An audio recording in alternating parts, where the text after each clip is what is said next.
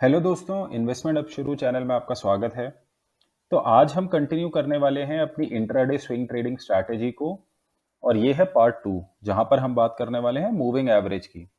तो अगर आपने पिछली वीडियो नहीं देखी है जो कि पार्ट 1 बिल्कुल बेसिक इंट्रोडक्शन पर है जहां पर हम बात करते हैं कि intraday swing trading basic terminology, intraday का मतलब क्या होता है, स्विंग का मतलब क्या होता है। अगर आपने पिछली वीडियो नहीं देखी है तो आप उसको पहले देखिए, उसके बाद पार्ट 2 पर आइए। आज हम पार्ट 1 का कंटिन्यूएशन करने वाले हैं और अपनी स्ट्रैटेजी को आगे बिल्ड करने वाले हैं। तो चलिए जानते हैं मूविंग एवरेज के बारे में। सबसे पहले हम बात करेंगे कि what is a moving average. अब मूविंग एवरेज का आखिर मतलब क्या होता है। तो moving average is the average of x number of candles in a chart. इसका मतलब ये हुआ कि अगर मान लीजिए आपके पास एक कोई भी चार्ट है जिसमें कुछ कैंडल्स बनती हैं, मान किसी कुछ इस तरीके से कैंडल बनेगी, अगली कैंडल कुछ इस तरीके से बनेगी, हो सकता है अगली कैंडल कुछ इस तरीके से बनेगी। इस तरीके से आपके पास एक्स नंबर ऑफ कैंडल है। एक्स का मतलब ये होता है कि मूविंग एवरेज के आगे एक नंबर होता है। तो अगर मान लीजिए एक 50 का मूविंग एवरेज है तो वो पिछली 50 कैंडल्स, पिछली 50 कैंडल का एवरेज प्राइस होगा। और अगर मान लीजिए 200 का मूविंग एवरेज है तो वो पिछले 200 कैंडलों का एवरेज प्राइस होगा। तो ये हो सकता है आपने टीवी चैनल्स में या न्यूज़ वगैरह में देखा हो जहां पर कि लोग बात करते हैं 50 मूविंग एवरेज पे स्टॉक सपोर्ट ले रहा है, या आज स्टॉक ने 200 मूविंग एवरेज को भी तोड़ दिया। तो जब भी मूविंग एवरेज की बात होती है तो हम नंबर ऑफ कैंडल्स का बेसिकली एवरेज प्राइस देख रहे होते हैं। तो मान लीजिए एक स्टॉक है जिसका प्राइस 100 रुपीज है, 100 रुपए है पहले दिन, देन दूसरे दिन 101 रुपए, तीसरे दिन 99 रुपीज, उसके अगले दिन 99.5। इस तरीके से जो भी 50 का एवरेज होगा आप सबको प्लस करते रहोगे। मान लो पहले दिन प्राइस है 100, दूसरे दिन प्राइस है 101, अगले दिन प्राइस है 99, अगले दिन प्राइस है कुछ 99.5। आप सबका सम करते रहोगे, सबका सम करते रहोगे, और सबका सम करने के बाद जो आप का जो टोटल होगा उसको आप डिवाइड करोगे बाय 50, अगर आप 50 सिंपल मूविंग एवरेज फाइंड कर रहे हो तो। इसी तरीके से आप 200 कर रहे हो, सबका सम करोगे 200 पिछले प्राइसेस का और उनका एवरेज ले लोगे। तो ये बेसिकली मूविंग एवरेज होता है। ये बिल्कुल सिंपल सा एक्सप्लेनेशन है। आपको अगर इसकी डिटेल में इसको जानना है तो आप उसके बारे में पढ़ भी सकते हैं, लेकिन जो हमारी स्ट्रैटेजी है उसके लिए आपको ज्यादा थ्योरी में जाने की जरूरत नहीं है। हम केवल प्रैक्टिकल तरीके से देखेंगे कि मूविंग एवरेज को यूज क्यों करते हैं और कैसे यूज करते हैं। तो चलिए हम आगे बढ़ते हैं कि मूविंग एवरेज को यूज किया क्यों जाता है। Why is moving average used. तो मूविंग एवरेज को यूज करने के बहुत सारे फायदे हैं जो कि अब हम देखते हैं। सबसे पहला है कि it provides us information about the trend. Moving average से बिल्कुल क्लियर कट आपको एक ट्रेंड पता चल जाएगा कि स्टॉक अप ट्रेंड में है या डाउन ट्रेंड में है।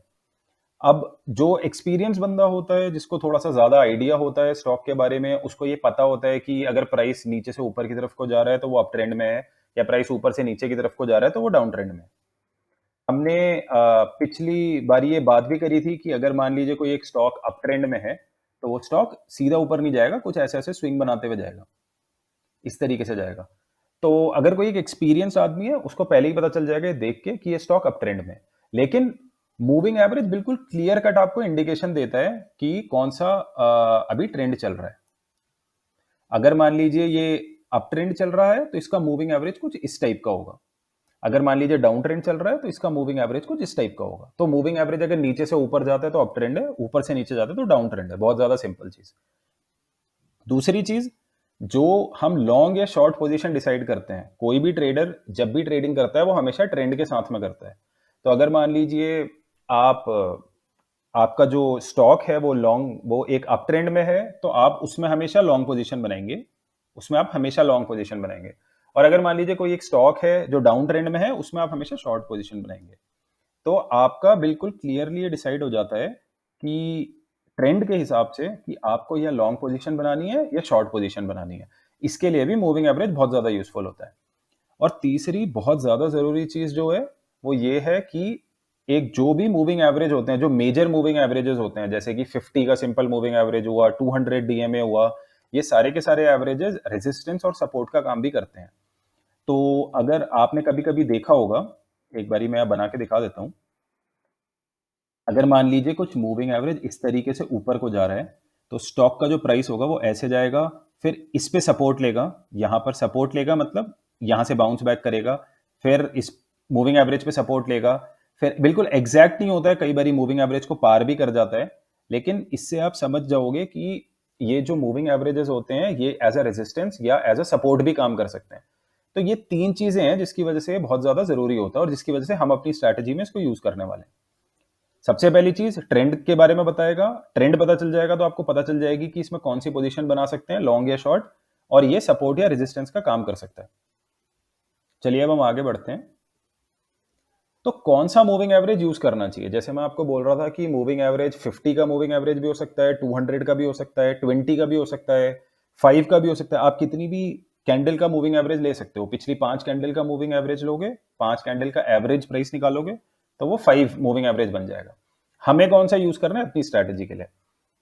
हम जो यूज करेंगे वो सबसे जो सिंपल चीज होती है उसको यूज करेंगे, which is 50 simple moving average. अब सिंपल मूविंग एवरेज का मतलब क्या होता है? मूविंग एवरेज भी दो तरीके के होते हैं। तो एक तो मूविंग एवरेज होता है सिंपल मूविंग एवरेज, और एक मूविंग एवरेज होता है जिसको हम बोलते हैं exponential moving average. Exponential moving average, exponential moving average में केवल ये फर्क होता है कि एक्सपोनेंशियल मूविंग एवरेज में जो रीसेंट प्राइस होता है, जो सबसे रीसेंट यानी कि एक दिन पहले, 2 दिन पहले, इनकी वेटेज ज्यादा होती है, और जो पुराना प्राइस होता है यानी 49 डेज पहले, 48 डेज पहले, उनकी वेटेज कम होती है।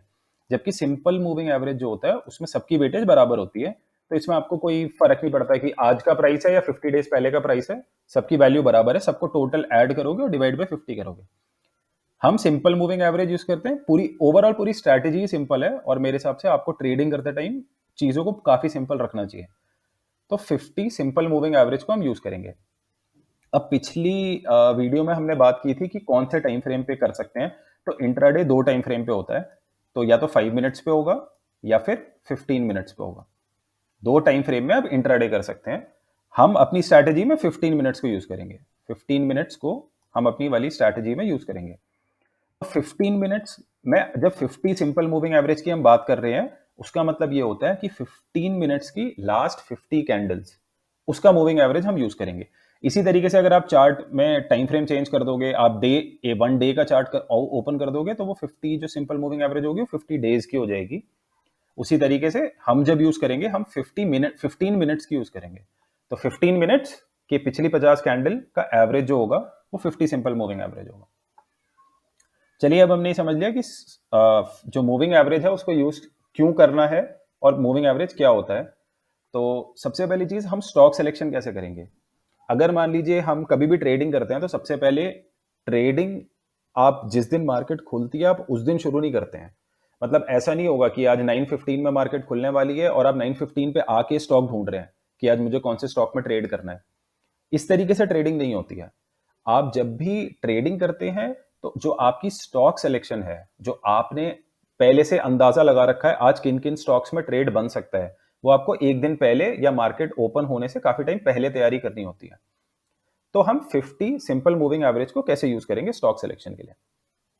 हमारे कुछ क्राइटेरियाज हैं जिसको कि हम ध्यान रखेंगे कि जब हम किसी भी स्टॉक को छांटते हैं यूजिंग सिंपल मूविंग एवरेज, तो हम कैसे छांटेंगे।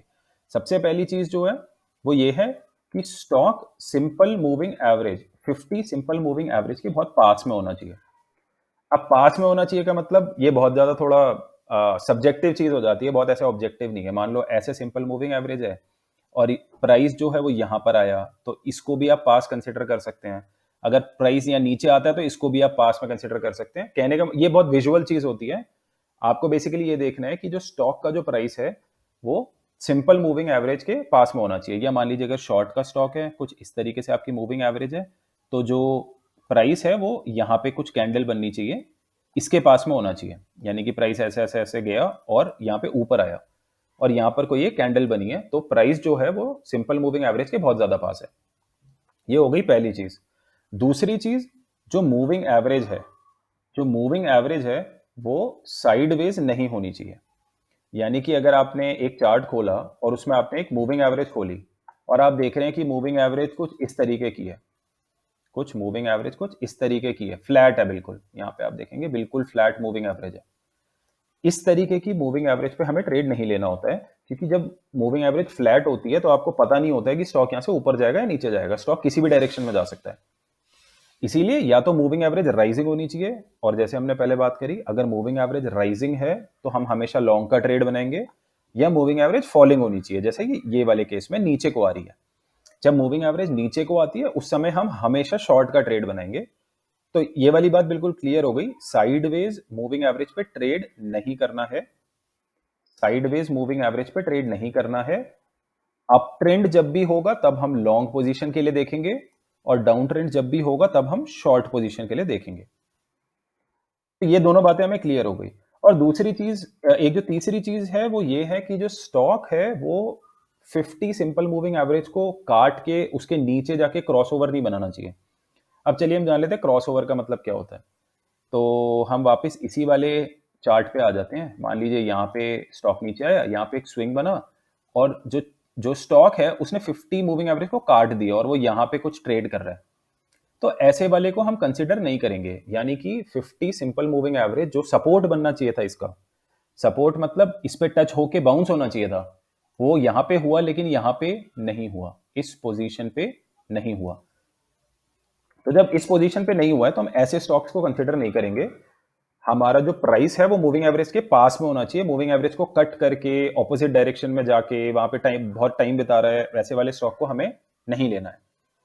तो 3 क्राइटेरिया, पहली चीज मूविंग एवरेज के पास, दूसरी चीज मूविंग एवरेज या राइजिंग या फॉलिंग साइडवेज नहीं होनी चाहिए, तीसरी चीज स्टॉक ने मूविंग एवरेज को डिसाइसिवली काटा नहीं होना चाहिए, ऐसा नहीं हो कि वो प्राइस जो है वो उसको काट के अच्छे से नीचे चले गए।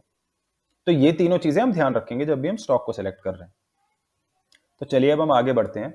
अब मैं आपको दिखा रहा हूं कुछ एग्जांपल्स स्टॉक सिलेक्शन के। यहाँ पे आप देखेंगे कि ये प्राइस जो है, प्राइस ने यहाँ पे एक हाई बनाया, शॉर्ट टर्म का हाई बनाया, और प्राइस अपने आप नीचे आकर के आप देख सकते हैं ये जो ब्लैक लाइन है ये 50 सिंपल मूविंग एवरेज है, प्राइस ने आकर के 50 सिंपल मूविंग एवरेज पे सपोर्ट लिया। अब आप देखेंगे कि यहाँ पे जो जो मूविंग एवरेज है वो राइजिंग मूविंग एवरेज है। राइजिंग मूविंग एवरेज कैसे है कि आप देख सकते हैं कि मूविंग एवरेज जो है वो नीचे से ऊपर को जा रहा है, राइजिंग मूविंग एवरेज है, स्टॉक करेंटली इंट्राडे में बुलिश है। तो इसमें हम हमेशा लॉन्ग पोजीशन की तरफ देखेंगे। इसका ये मतलब नहीं है कि केवल स्टॉक मूविंग एवरेज के पास आ गया तो ट्रेड लेंगे, ऐसा नहीं है। वो हम आगे सीखेंगे कि ट्रेड कैसे लेना होता है, कहाँ पे बाय करना होता है, कहाँ पे सेल करना होता है, वो आगे आएगा। लेकिन अगर स्टॉक ने 50 सिंपल मूविंग एवरेज राइजिंग वाले के ऊपर से आकर के उस पर सपोर्ट लिया है, या स्टॉक ने ऊपर से आकर के इस जगह पे सपोर्ट लिया है, तो हम लॉन्ग का ट्रेड देखेंगे, यानी कि हम स्टॉक को बाय करेंगे और बाद में सेल करेंगे। हम इस तरीके से प्रॉफिट बनाने की कोशिश करेंगे। वहीं पर ही अगर दूसरा केस है, ये जो हम राइट में केस देख रहे हैं, यहां पे आप देखेंगे तो जो सिंपल मूविंग एवरेज है 50 डेज की वो फॉलिंग है। तो जब 50 MA फॉलिंग है तो उस टाइम पे हम कभी भी लॉन्ग का ट्रेड नहीं देखेंगे, क्योंकि जो ट्रेंड की डायरेक्शन होती है हम उसी डायरेक्शन में काम करते हैं। तो जैसे आप यहाँ पर देखेंगे, हम बिल्कुल शुरुआत से देखते हैं, यहाँ से प्राइस पहले नीचे गिरा, मूविंग एवरेज से दूर गया, फिर वापस मूविंग एवरेज के पास गया। मैं आपको स्विंग भी दिखा रहा हूँ, ये देखिए, ये आया और वापस इसने पुल बैक दिया, फिर ये मूविंग एवरेज से दूर गया, इसने वापस पुल बैक दिया, फिर ये मूविंग एवरेज से दूर गया, इसने वापस पुल बैक दिया।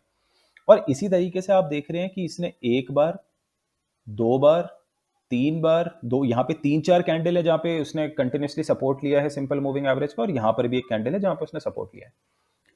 लेकिन ये जो स्टॉक है ये फॉलिंग स्टॉक है, तो ऐसे स्टॉक में हम हमेशा शॉर्ट पोजीशन बनाएंगे, हम कभी भी लॉन्ग पोजीशन बनाने के लिए नहीं देखेंगे। जो भी ट्रेंड है उस डायरेक्शन में काम करना है, सिंपल सिंपल चार्ट देख के। अब ये वाला भी एग्जांपल ले लेते हैं। यहां पर भी आप देखेंगे मूविंग एवरेज ऊपर से नीचे आ रही है, तो यहां पर भी हम इसी तरीके से शॉर्ट पोजीशन बनाएंगे। और जो आखिरी चार्ट है इसमें मूविंग एवरेज जो है वो नीचे से ऊपर को जा रही है, यहां पर हम लॉन्ग पोजीशन बनाने के लिए देखेंगे।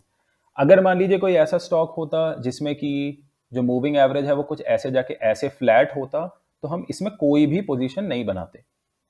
ऐसे वाले स्टॉक्स में जहां पर मूविंग एवरेज आपकी बिल्कुल फ्लैट है, वहां पर हम कोई भी पोजीशन नहीं बनाएंगे, ना लॉन्ग की और ना शॉर्ट की। तो चलिए, एग्जाम्पल क्लियर हो गए होंगे कि स्टॉक सेलेक्ट कैसे करना है। स्टॉक 50 मूविंग एवरेज के पास आएगा, राइजिंग है तो लॉन्ग, फॉलिंग है तो शॉर्ट। तो अब हम आगे बढ़ते हैं। क्या मैं trade directly 50 simple moving average के बेसिस पे ले लूं? यानी कि जैसे हमने पिछले वाले इसमें एग्जाम्पल देखे थे, आप देख सकते हैं कि इन चारों स्टॉक्स में, चारों के चारों स्टॉक्स सिंपल मूविंग एवरेज के बिल्कुल पास में है, तो क्या मैं ट्रेड ले लूं? जैसे इस वाले में ये 50 सिंपल मूविंग एवरेज के पास आया, तो क्या मैं यहाँ पे बाय कर लूं? इस केस में बाय कर लूं, और क्या यहाँ पे सेल कर लूं इस वाले केस में? तो द आंसर इज नो। आपको बिल्कुल भी ट्रेड इस बेसिस पे नहीं लेना है कि स्टॉक मूविंग एवरेज के पास आ गया। मूविंग एवरेज के पास आता है तो हमारा सेटअप बनना शुरू होता है। ये वीडियो का पार्ट 2 है जिसमें कि हमने सबसे पहले इंडिकेटर के बारे में बात करी है। फर्स्ट इंडिकेटर, यहां पे हमारी स्ट्रैटेजी बननी शुरू हो रही है। ये एक्चुअली देखा जाए स्ट्रैटेजी का हमारा फर्स्ट पार्ट है। अगर कोई भी एक स्टॉक है, कोई भी ये मूविंग एवरेज है, अगर स्टॉक का प्राइस मूविंग एवरेज के पास में आता है तो हम यहां पे ट्रेड ले सकते हैं। ये पॉसिबल है, ये पॉसिबल है कि हम यहां पर ट्रेड लेंगे, लेकिन सिर्फ मूविंग एवरेज के पास आ गया उसके बेसिस पे ट्रेड नहीं लेंगे। तो इस वाली वीडियो में हमने बात करी मूविंग एवरेज के बारे में कि मूविंग एवरेज का मतलब क्या होता है, मूविंग एवरेज को किस तरीके से यूज करना होता है और स्टॉक को कैसे सेलेक्ट करना है बेस्ड ऑन मूविंग एवरेज। अब हम अगली वाली वीडियो जो पार्ट 3 होगी उसमें हम इंडिकेटर नंबर 2 के बारे में बात करेंगे। इंडिकेटर नंबर 2, जो अगले इंडिकेटर हम अगली वीडियो में बात करेंगे, वो बहुत ज्यादा इंपॉर्टेंट होने वाला है, क्योंकि इसी वाले इंडिकेटर के बेसिस पे आप अपनी एंट्री डिसाइड करते हैं कि कहां पे स्टॉक एंटर करना है, और अगर स्टॉक ने मूविंग एवरेज पे सपोर्ट लिया तो एंटर करना भी है या नहीं करना है। क्योंकि बहुत सारे स्टॉक्स ऐसे होते हैं जिसमें सपोर्ट ले लेता है मूविंग एवरेज पे लेकिन एंट्री बनती नहीं है। तो एंट्री जो है वो सेकंड इंडिकेटर से बनेगी, जिसकी बात हम अगले वाले पार्ट में करेंगे। तो थैंक यू ये वाली वीडियो देखने के लिए, और अगर आपको पसंद आया हो तो पार्ट 3 प्लीज जरूर देखना, and like and subscribe to the channel. Thank you everyone.